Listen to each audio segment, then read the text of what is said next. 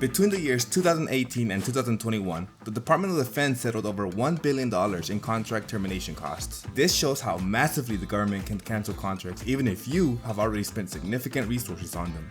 Let's go back in time to the year 2021 to an experience that I had with a contractor. This construction company purposely underbid to win the business, and when it came to doing the work, they could not perform with the funds that were allocated to them. I was clear from the start. You need to complete the work. They said, Mr. Contracting Officer, if you make us do the work, we'll go bankrupt. Oh shit. They are not going to complete the work, so I need to terminate the contract with this company. But the question is, for what reason? There may be certain instances when the agreed contract cannot be fulfilled, for a variety of reasons. If this ever is the case, the contract has to be terminated. The cause behind the termination is what you really need to pay close attention to. Contracts can be terminated after you've already started the work, and it's important to understand the different types of terminations and how they affect you.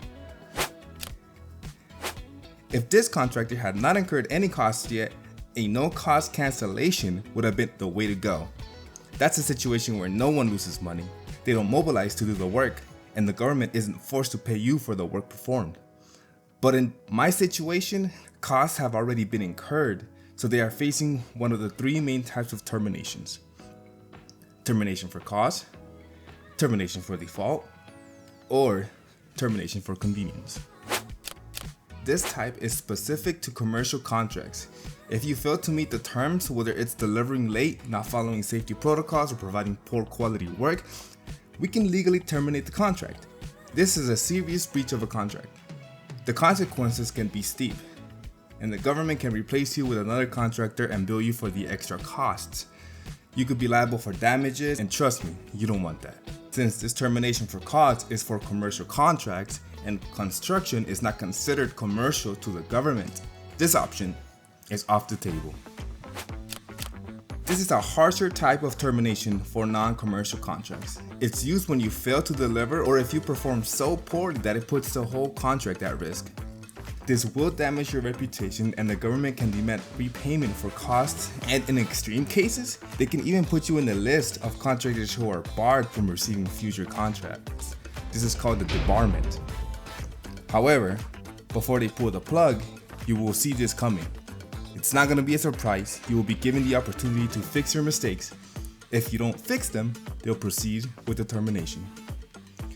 The government does not like terminating contractors, but they will if the work is not getting done.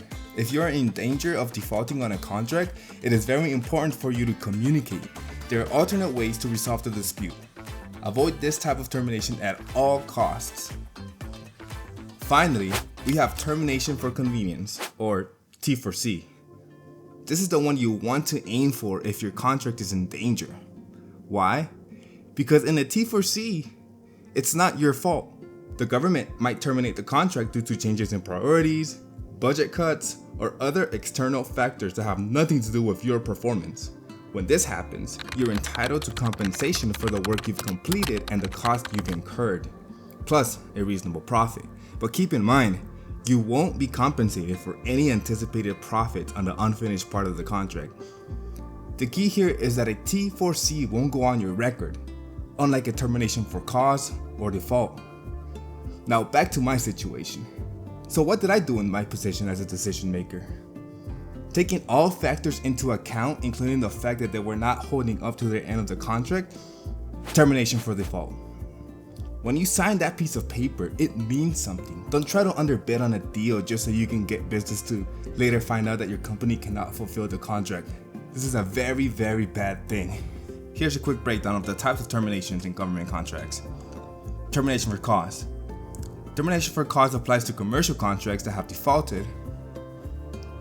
Termination for default is for non-commercial contracts that have defaulted.